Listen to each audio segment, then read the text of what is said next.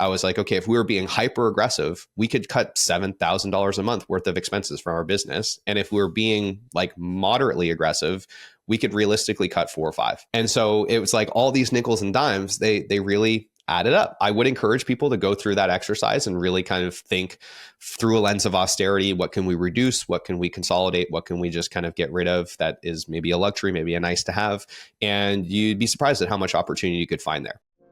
Welcome to the Agency Profit Podcast, a show dedicated to going deep space on agency operations, which is just as nerdy as it sounds. I'm your host, Marcel Pettipoff. I'm the CEO of Parakeeto, a firm that helps digital and creative agencies measure and improve their profitability. Join me as I interview some of the smartest thought leaders and agency owners in our space and go deep into operations, metrics, and all the other things you need to get right so you can spend less time worrying about operations and more time executing on your vision. Hello, everyone, and welcome back to the Agency Profit Podcast. I'm excited to be joined today again by the lovely Carson Pierce. We just got back from our company offsite in Cancun. We both, you can't tell, but we both got some sun.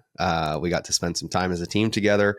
And so I'm excited for today's episode because, Carson, we're going to be talking about what I'm sure is on everybody's mind. It's what we're talking to a lot of our clients about. It's what we're talking to other agency owners that aren't clients about, partners about, which is that things are changing and they're changing fast. There's a lot of uncertainty and a lot of people are worried about the future, but not really sure what to do about it. So I'll kick it over to you to frame up sort of the situation that we're in, what we're hearing on the ground, and the topic for today, which is, what to do in a situation like this.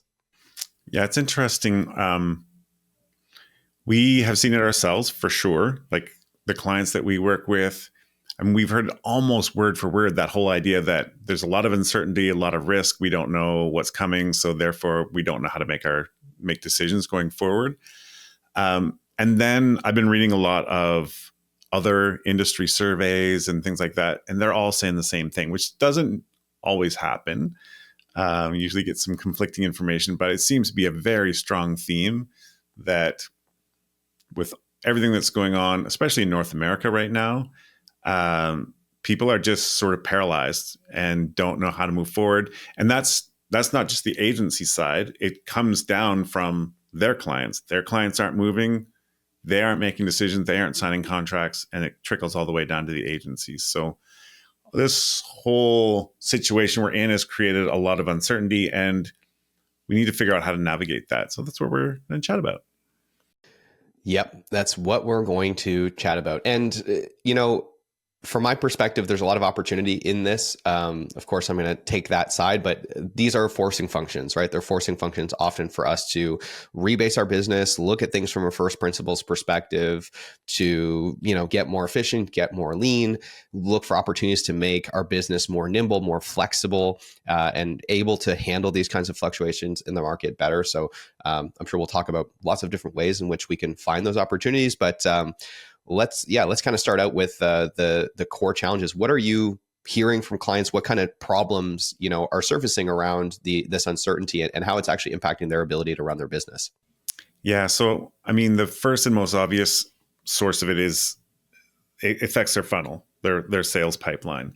So because their clients aren't signing those contracts or are very slow to sign them, we get those slowdowns in the funnel, which means we've got a certain size team ready to do the work. We've got a certain amount of expenses that we need to pay for, but the revenue's not coming in. And so then there's that first problem they're stuck with is, what do we do with this situation? And there's usually two approaches. One is sell more. And that's, everyone's got that attitude. It's just not easy to execute on. And then the second part is, well, how do we change our expense structure, which is usually we're talking about team. How do we adjust that to fit with how much work we actually have coming in? And there's lots of minefield. There's a big minefield around that and traps you can get into where you make the wrong decision and makes things worse. And I know you've got lots of thoughts on that side of things too. Yeah. So I guess to start off, there's sort of two questions here. The first is, how do you decide when it's time to start right-sizing the team, which is never an easy thing to do. But again, there is opportunity in that, especially if it's done in the right way and with the right data. And then the second question beyond that is, if you come to the realization that it's time to make those decisions, how might you navigate making those decisions so that, to your point, you don't actually end up with a worse business model than you had before? And like, this is a nuanced thing, but we have seen it so many times. And so I think it's important that we touch on that as well. How to avoid the trap of cutting in the wrong places and essentially just like hollowing out the foundation of the business. And when the business starts to rebound or the market starts to come back, you end up with sort of an institutionalized profitability problem, which can be very, very tricky to navigate your way out of. Yeah. Yeah. And I've seen both sides of this. One, I've seen a situation where, okay, we know we need to cut back on some expenses, and then they start letting go production people who are actually doing the work and generating the revenue. I think that's kind of what you're getting at there. And I'll tell a very brief story that I haven't told very often, but I did get laid off once in my career, and I was at the management level in this company. And I remember we knew that things were getting tight, and I met with the owners and I said, we need to cut some of our overhead. And then it happened, and I was one of those people because I was mostly overhead. And of course, it stung at the time, but I also recognize that was the right way to go, because the opposite, we just see it all the time. Start cutting back on the team that is generating the revenue, and now you've got this bloated overhead team, and you don't have enough people that can actually generate the revenue to pay for it. So you make your situation worse. Yeah. And I mean, in some cases we see they're like, okay, we're going to let go of all these, junior people or these production level people, and we're going to ask the management team to go and do delivery work. And that can help offset some of that. But then what you end up with is a much higher average cost per hour. And often your overhead is still going to be inflated. And so it's this funny thing where I've said a number of times, like I can count on one hand the number of agencies we've audited that legitimately had an overhead problem. And the majority of them had one thing in common, which was that they downsized the wrong way. And almost always put them in the situation where they became very top heavy. Because a lot of their non-payroll overhead costs were often related to these very expensive people that were at the top of the company and, traveling in business class and, working with these expensive consultants and like these things that they kind of had become accustomed to. And the fact that these are often the highest paid people in the company, often double or triple what the average salary would be if you strip them out. And it ends up making a really difficult model where you're like, oh yeah, your maximum utilization for this business is 38%, and so it's not to say you can't be profitable there, but often they're not in a position where that's really going to be easy. They're not charging an outsized amount of money. They don't have materially lower labor costs than the rest of their business. And so they're just in a really tricky position moving forward. So I guess we've kind of jumped to that. That's like the trap that you could fall into. Maybe we'll come back to like tactically how to avoid doing that. But the first question I think that's important to talk about is, if you're a founder, you're in this situation and you're starting to think about like, how do I decide when it's the right time to start making some of these really difficult decisions? How does one navigate that? Being the first big and important thing. And so I'll start with a couple of ideas on this. The first is to think about this through the lens of cash and cash reserves. So to take a step back, the tension that exists here often is you're sort of fighting against you kind of have the ego and the id. You have the angel on one shoulder, the devil on the other. This is, I think, what goes on in the mind of a lot of entrepreneurs, where you are both irrationally optimistic, because if you didn't have that side of you, you wouldn't be doing this in the first place. You have to believe that things that are very unrealistic are possible and that you can achieve them. While at the same time, you have this rational part of you that knows that business is hard and it sucks and things go wrong all the time. And there's a dialogue happening.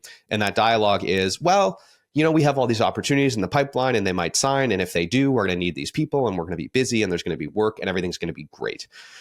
And then there's the other side of you that's like, no, none of those things are going to happen. And you're just going to be burning money and you're eventually going to have to let these people go. And then you'll probably not be able to give them even as much severance as is fair and you think you should. And it's going to be a really bad situation.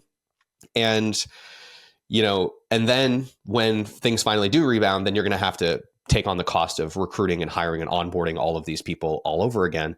And that's the fear, right? Is like, well, if things pick up, we don't want to be understaffed. But if things don't pick up, then our cash reserves are going to get depleted and then we're going to be in an even worse position and we're going to be not equipped to react well to this. And we won't be in a position to take advantage of the opportunity that often comes with a market rebounding, which is that there are often underpriced assets, underpriced talent, lots of additional opportunity, repositioning opportunities. And so like you can, if you have a lot of cash, you can be in a position to take advantage of those things. So that's kind of the first, I think, tension and frame that people are dealing with.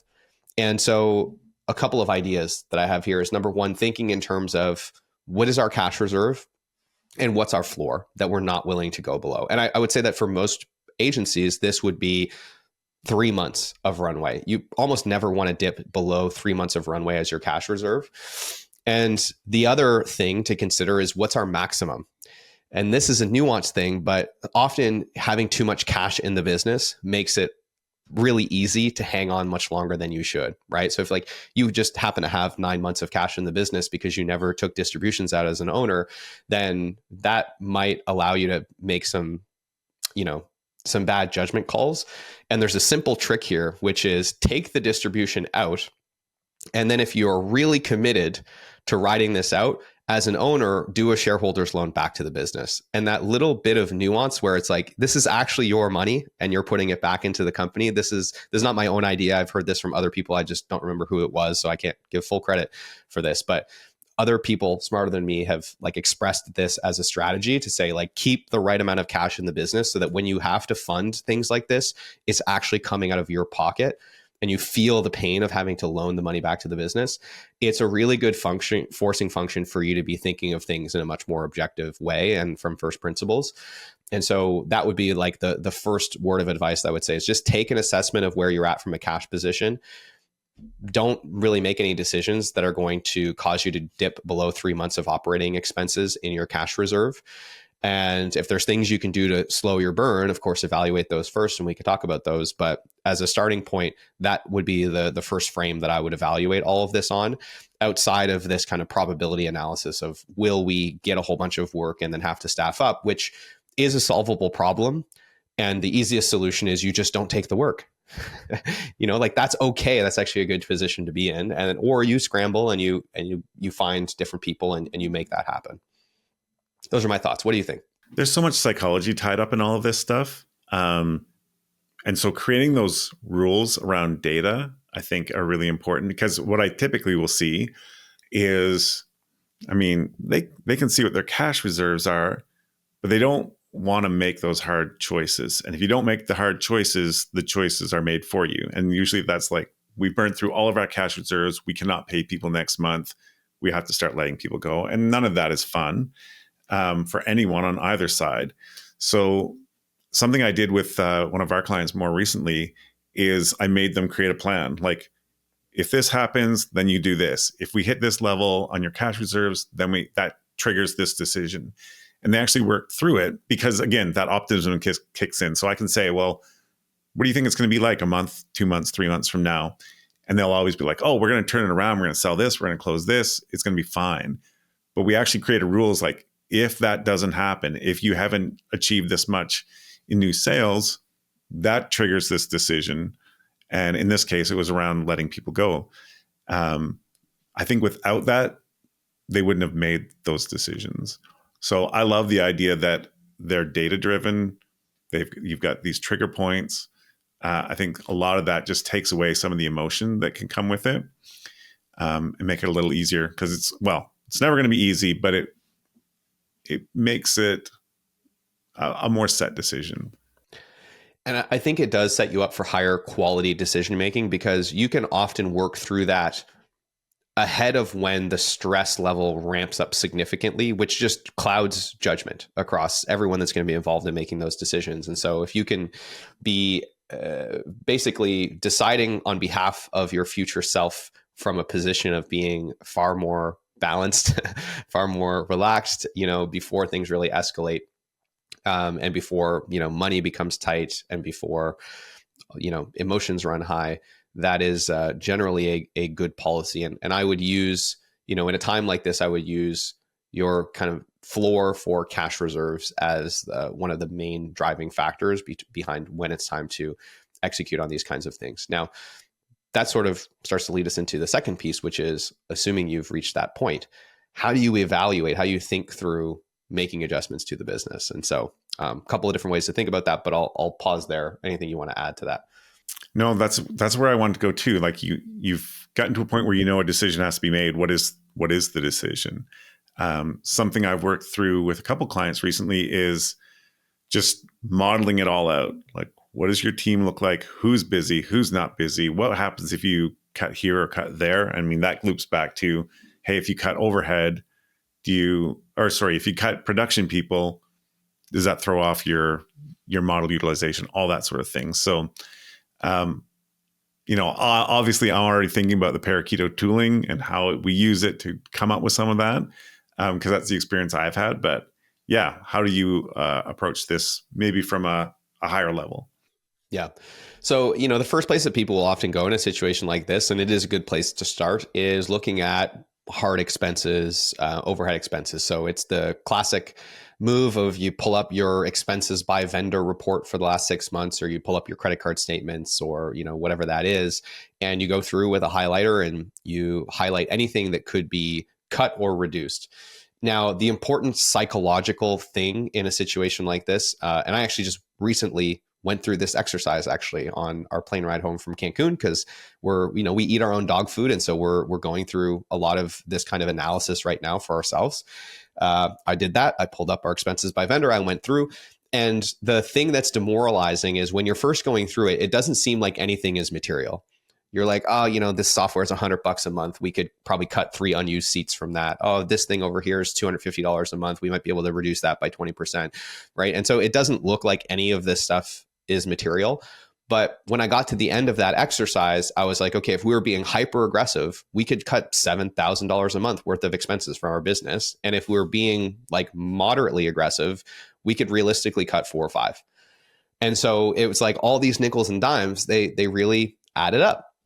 And so I would encourage people to go through that exercise and really kind of think through a lens of austerity. What can we reduce? What can we consolidate? What can we just kind of get rid of that is maybe a luxury, maybe a nice to have? And you'd be surprised at how much opportunity you could find there. And that's great because that's just a good muscle to have in the business anyway, is kind of forcing some of these constraints and keeping more cash in the business and being disciplined about software usage and vendor usage and all those kinds of things. It's this funny thing where it's like a lot of the uncertainty we're talking about has to do with the government, but even in all of the maybe unsavory stuff that might be going on there, they're going through the same experience of finding like $1 million of unused Adobe licenses at the government. I don't think anyone is surprised to know that things like that have been happening there because they happen in organizations all over the world all the time. So step one, definitely go through that very standard exercise of managing your overhead and finding opportunities there. But most likely you're then going to have to move to step 2, which is looking at the largest expense on everyone's P&L, which is the team in a business like this. And how you make adjustments there is going to make or break the business going forward. And so, I'll pause there. We'll start on overhead. Anything you want to add to that, Carson? We'll just thinking about the overhead side of things again, that cash cushion, the too much cash cushion, because when you first started talking about having too much cash, I thought, well, what's wrong with that? But that's a perfect example of you got a ton of cash in the bank. You don't even bother looking at your software subscriptions. And it's not until you force yourself to say, well, maybe I need to review this. There's like, oh, why am I spending all this money? It's because you didn't need to pay attention to. It's why the government doesn't need to pay attention to $1 million in Adobe licenses, because there's so much money flowing through it. So yeah, I think that's a really valuable exercise. And then we move into the people side of things, and that's when things get a little trickier. I will say, before we talk directly about the numbers and the data, as always, there's the human side of it too. And the interesting thing I've experienced with this is I can run the exercise just based purely on data and say, hey, you've got, I don't know, 1.5 too many designers on your team for the amount of work that we have lined up. And I can run that through everything. But then there's the conversation around it.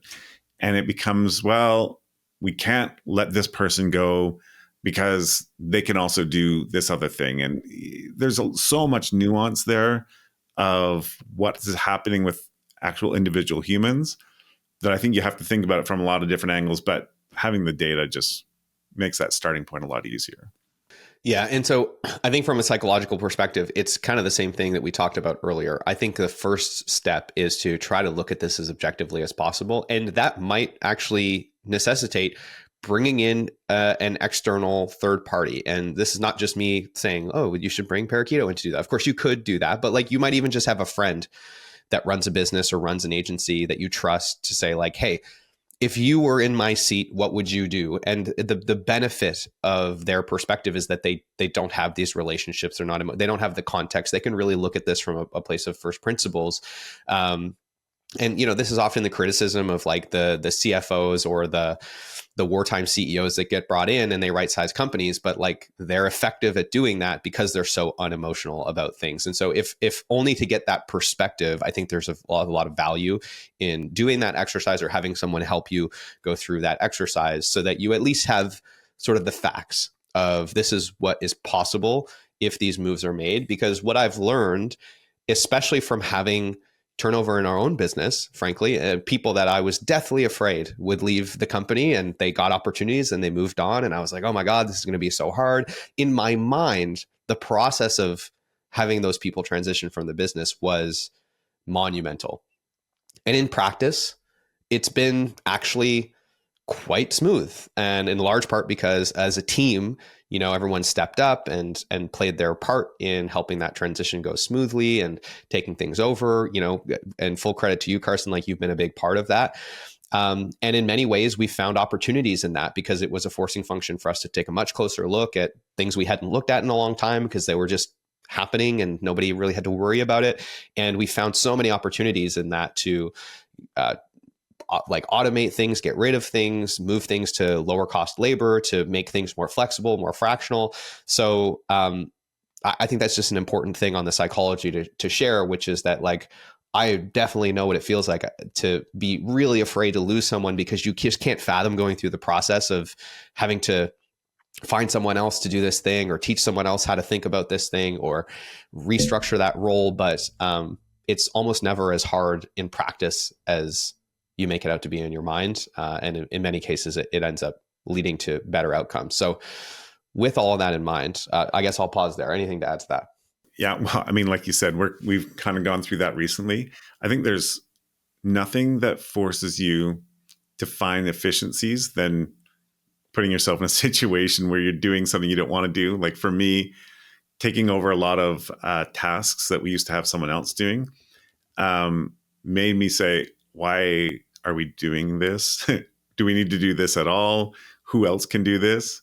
The other time that I noticed it happening was when we were really, really busy. So when you don't have enough time to do everything on your plate, you find efficiencies there. So I really liked going through that experience to be a little bit more streamlined in how we do things. But you're right. It was not nearly as bad as it felt like it was going to be. And even like you see it all the time, price increases, there's this fear that if we increase prices, people are going to start screaming at us. It's never that bad. And the actual act of letting someone go is terrifying, I think, in most cases. And then in reality, especially if it's letting someone go because they're not a great fit, the thing I've always seen is that person also feels like it's not a great fit, but they're not ready to make a change or whatever. And it almost always works out better for everyone. But there's that feeling that holds us back from all that stuff. And the idea of objectivity is something I've had to adapt to as a consultant. I remember the first time actually going to a client and saying, I think you need to let this person go. Like all the numbers are telling us to do that. And I was able to look at the numbers. But when they actually did that, I lost a little bit of sleep going, I think I just lost someone a job. But now I think I don't know, toughened up about it or something, but I just present the information. I know that there's a lot more to it. And I always call that out and we have a conversation around it. But having someone provide that perspective, I think has been useful for a lot of our clients. Do you want some free resources to help you measure and improve your profitability?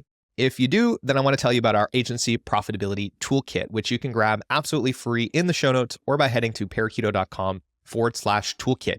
It's packed with training videos, cheat sheets, templates, and all kinds of other great resources to help you start measuring and improving the essential metrics that are going to drive better profitability in your business. And it's helped thousands of other agencies around the world do the same. So I want to encourage you to go and grab a copy of that. And if you'd rather get in the fast lane and just have our team of experts guide you through the process of measuring and improving your profitability, then I want to encourage you to apply for a consultation at parakeeto.com. And with that, I want to thank you again for tuning in. I hope you enjoy the episode, and I'll let you get back to it. I'll add one more thing to this around the psychology, which is an exercise that I once did at one of these business conference mastermind type events. And the speaker asked us to write down everybody on our team on a piece of paper, and then ask the question, like, if basically you had already laid everyone off and now you had to make the decision of who you would hire back onto your team, just put a little check mark beside the people that you would be excited to hire back. And that was an eye-opening experience because there was like hesitation. There were some people who were like, yeah, you know what? If that was the situation, I wouldn't do it. And so that can also be a very useful frame in a situation like this. It's not the only frame that you want to apply because, again, we have to be considerate of the business model. And we'll talk a little bit more about that here in a moment. But again, that's one of those other lenses where you can find some opportunity in this, and to say, like, this is a legitimate reason why we have to make these changes, but this can also be an opportunity to actually move the business in a better direction in terms of culture fit, in terms of team that you want to work with, that you're excited to work with. So that could also help inform how you navigate this next part. You talked about the model a little bit. Do you want to get into actually how we come up with some of these decisions? Yeah. So we showed on one of the previous episodes the model that we use with all of our clients. And so I'll just kind of describe it in terms of first principles. The bulk of the model is one essentially table of data, which is what we call our payroll grid.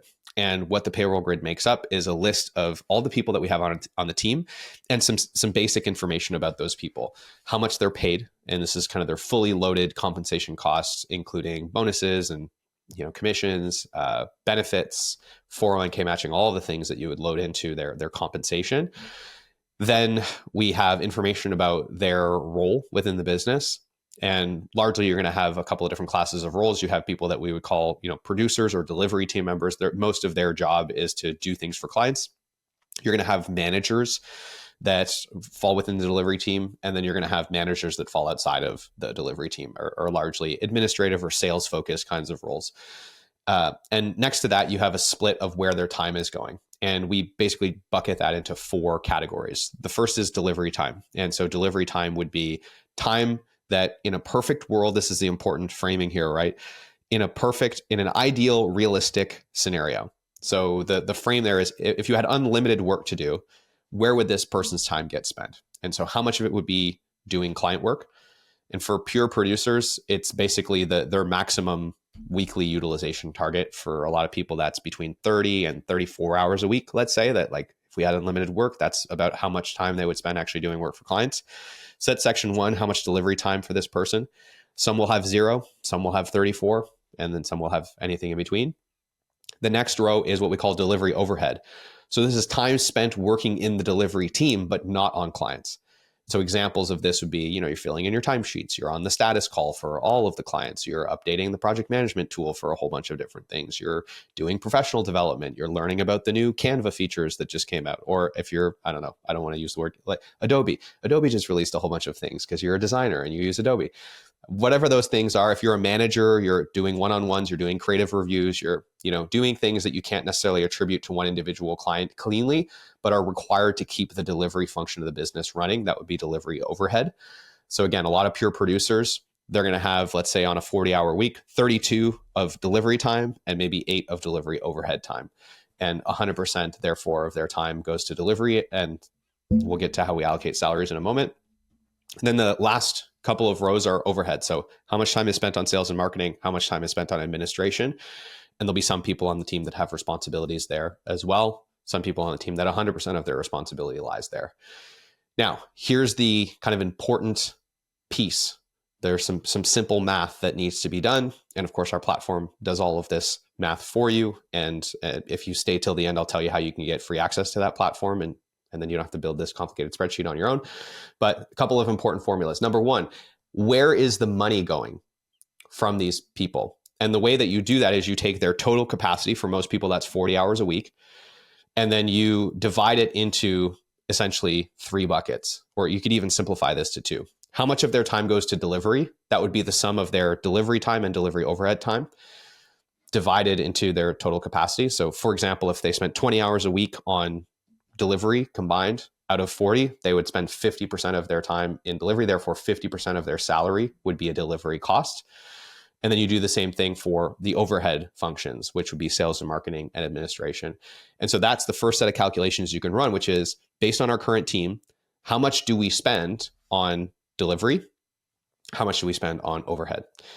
And so as you start making changes to the team, whether that's, adding people, removing people, maybe lowering salaries, maybe moving people from full-time to part-time, you can start to see the impact on how much are we spending on delivery versus overhead. And then the second piece of that is utilization.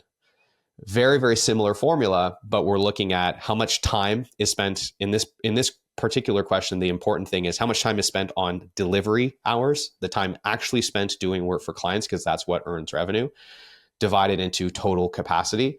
And we want to look at this for everybody on the team. And that's a really important thing to pay attention to, again, is as we start adding people, removing people, making adjustments to their roles, how much is that utilization rate coming down?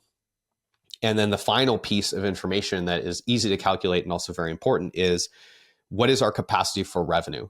And that's going to be a function of all the delivery hours that are available multiplied by some average billable rate. And you can just kind of make up one number for the whole business. Most people would say that's 150, that's 175, maybe 190 for a lot of firms. Like, what do you expect to make for an hour of work across all the different things you sell and across all your different pricing models? And that'll give you a sense of, as I make changes to my team, is my capacity for revenue going up or going down?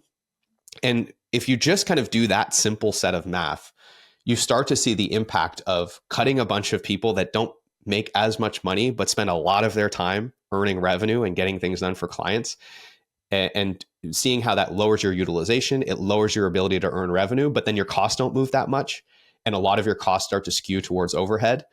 And the percentage of your costs that go to overhead start to creep up and up and up. And you end up at 40 or 50% of your income going to overhead, versus cutting some higher level people that are in management positions and keeping more of those folks that are doing more work, and seeing the balance of expenses be much healthier across the board. We could talk about benchmarks here in a moment, but at a high level, that would be the spreadsheet that I would encourage everyone to either build or go in the show notes and find the link to sign up for our model beta and just use that tool, because this is such an eye-opening exercise to go through as you're thinking through, okay, well, what if we did this and what if we did that?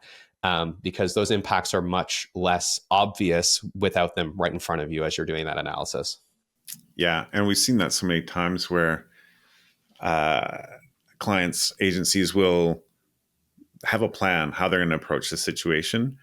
And then we'll run the numbers. And it's like, oh, this actually makes things much worse. Maybe we won't do that. But the math is simple enough, but it's not intuitive. And so until you see it and how it plays out, it's easy to make bad decisions. 100%.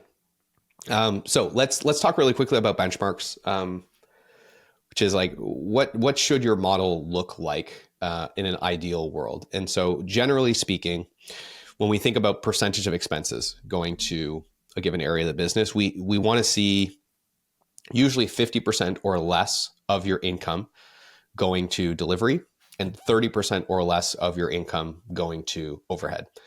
Those are generally the kind of balances that you're looking for in the business. And if we want to get more granular, when we think about sales and marketing, typically 8 to 14% ish, although we can see sales marketing index a little bit higher for high growth companies or high margin companies.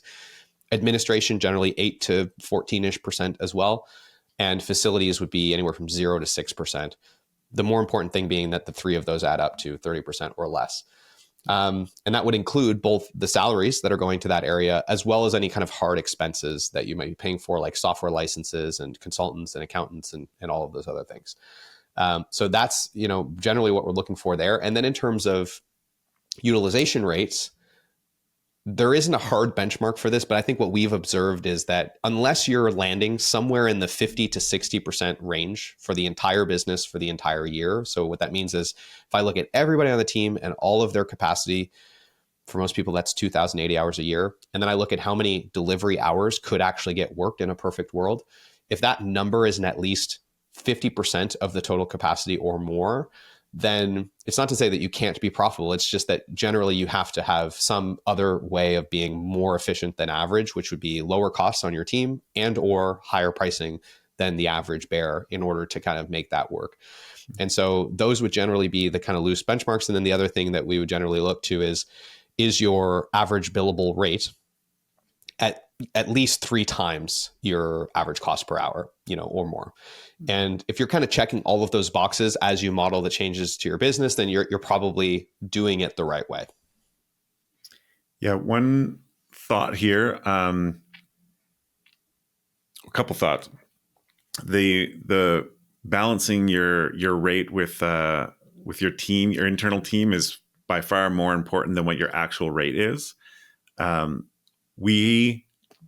The last couple of years, we've used 160 as sort of a North American benchmark of the rate.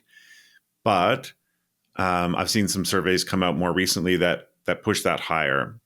The last one I saw was like low 190s. I think that's probably skewing a little bit higher than what's really going on across the whole industry. But they are pushing up a little bit higher. So if you realize that you're at 140, yes, that might work for you internally if your costs are low. But there's also an opportunity to just charge more, and leverage that a little bit more.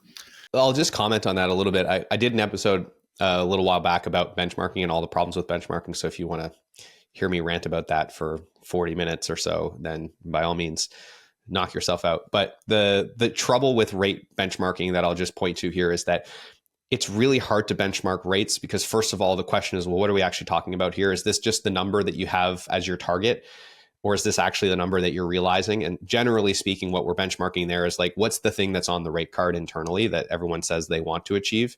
And for the majority of firms, they're not actually charging by the hour anymore. And so you could say, hey, we have a $190 average billable rate, but that same company might also be underbidding projects on purpose because they know that the client would never pay that rate. So instead of lowering their rate and putting in the actual number of hours, they put in fewer hours than they expect. And so it's like, is that really the benchmark? Is this business that says they have a $190 an hour rate actually even charging that objectively when they bid something?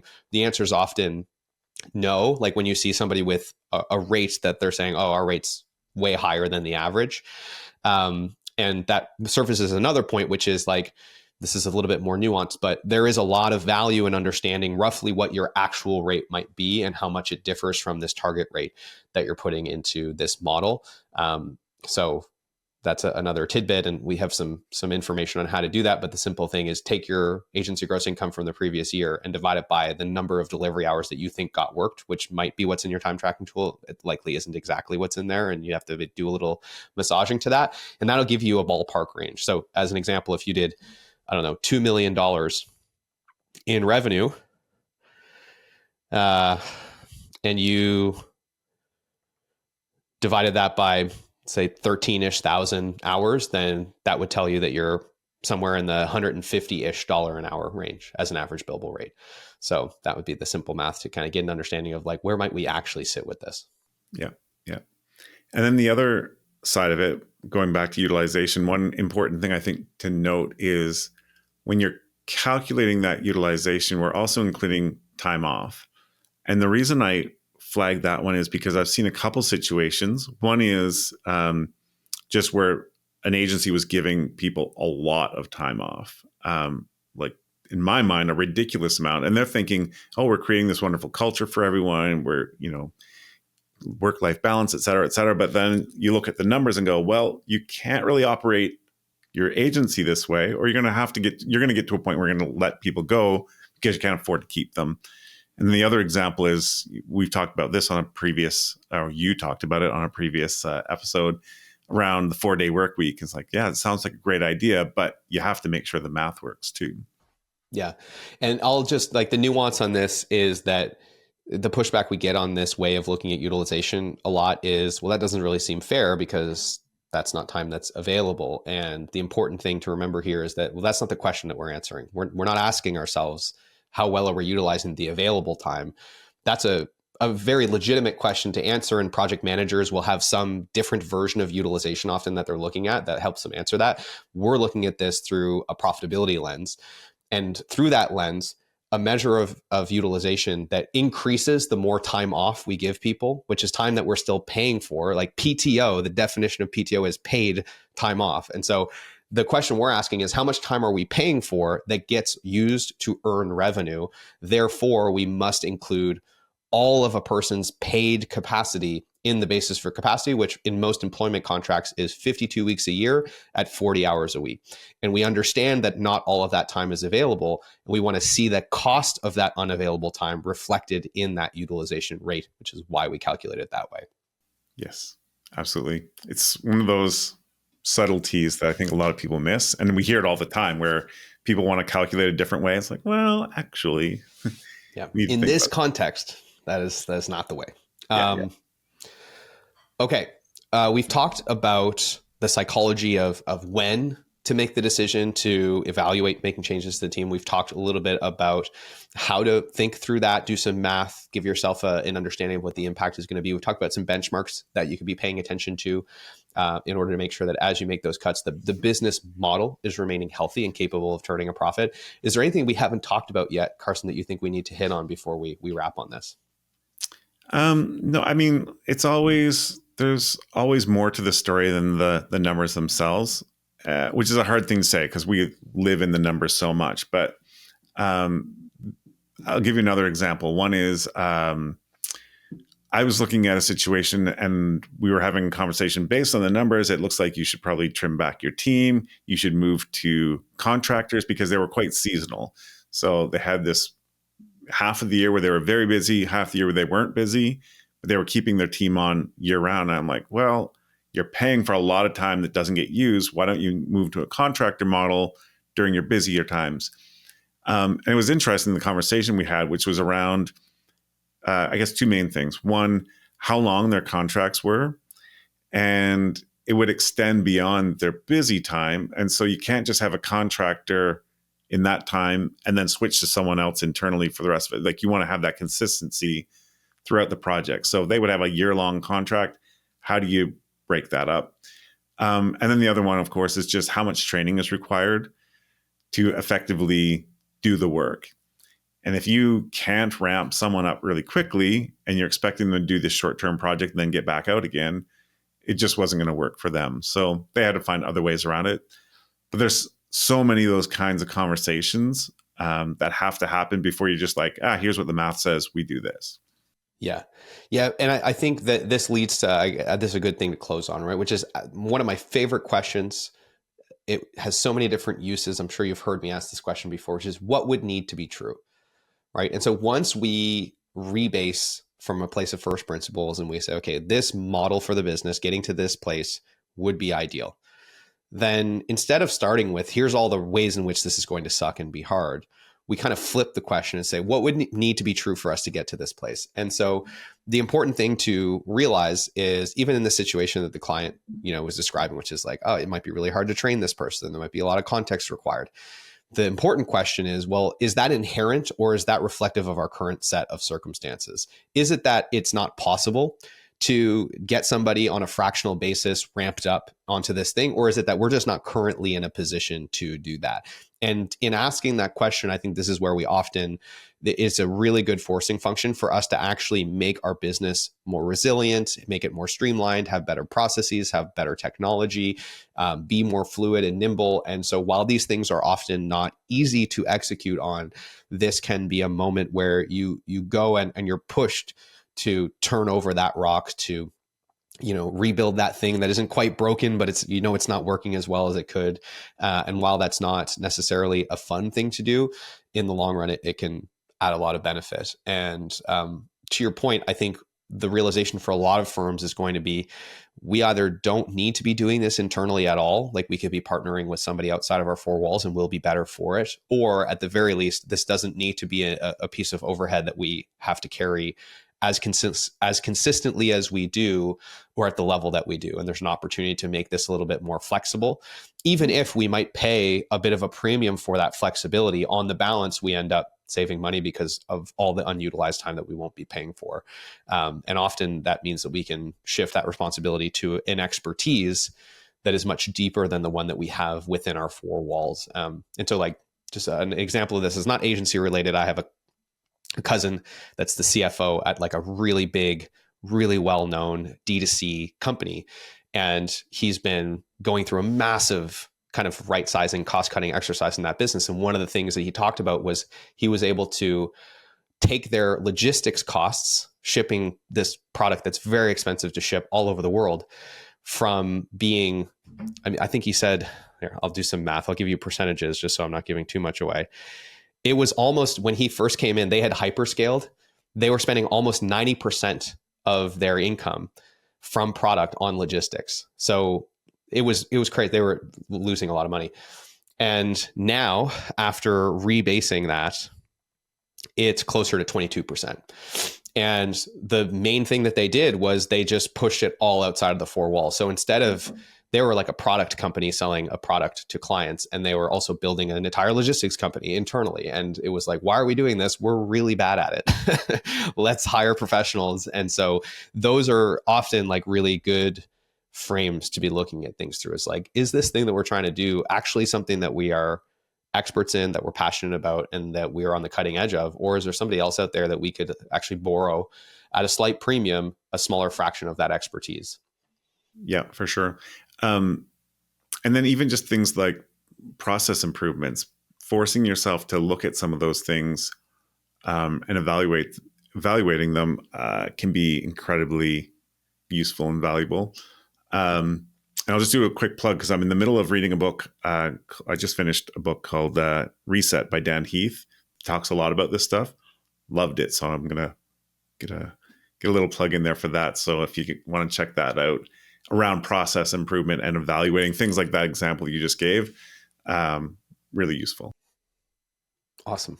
Now, I promised an Easter egg at the end, and I also told you that I wasn't going to do this, but I'm going to do it anyway. If you're watching this on YouTube, we're going to share our screen. If you're not watching this on YouTube, then I suppose you'll just have to go watch it on YouTube, and I'll describe what we're looking at. So this is the system that I was describing earlier, right? This spreadsheet that I essentially described, which has all of the people on the team listed, and you can see here like how much they get paid, how many days a week they work, how many hours a week they work, where that time goes, what their PTO is, how many hours they work. And then what this does is it calculates all of the metrics that I was talking about earlier right here in the sidebar. So what is the utilization that this business can achieve if everything was accomplished? How much revenue could they earn?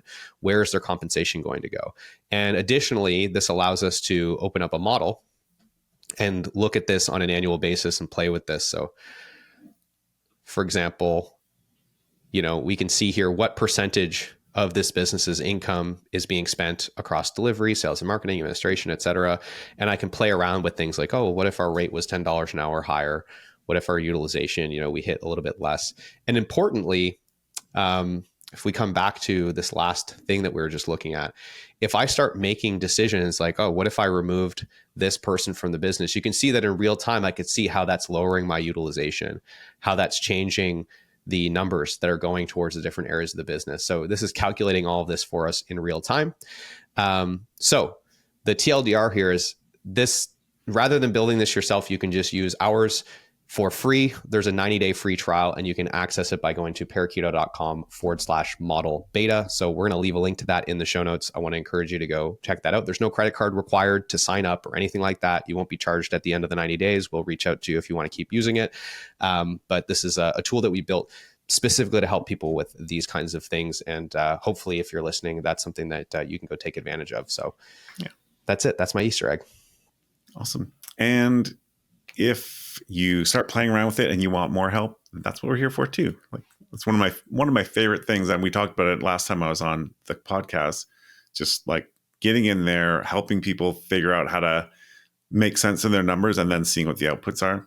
Love that.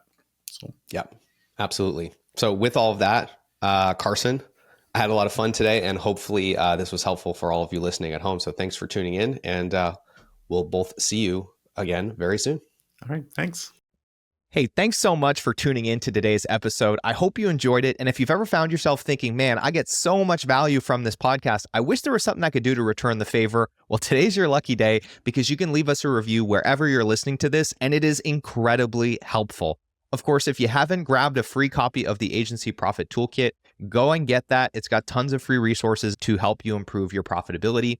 If you're looking to get in the fast lane and get help from experts to improve your profitability and measure your most important metrics, then apply for a consultation at Parakeeto.com. We'd love to chat with you and figure out how we can help. With all of that, thank you so much for being a listener, and we will see you on the next episode.